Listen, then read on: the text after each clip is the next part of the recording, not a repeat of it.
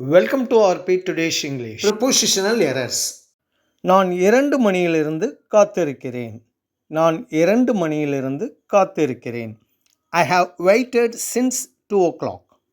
I have waited since 2 o'clock. நான் 2 மணி நேரமாக காத்திருக்கிறேன்.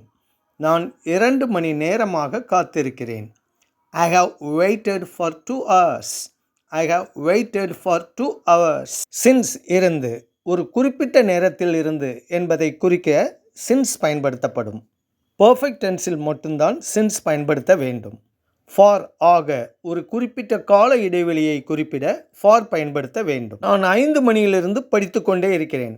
I have been studying since 5 o'clock. I have been studying since 5 o'clock. நான் 5 மணி நேரமாக படித்து கொண்டே இருக்கிறேன். I have been studying for 5 hours. I have been studying for 5 hours. Thanks for watching. Bye.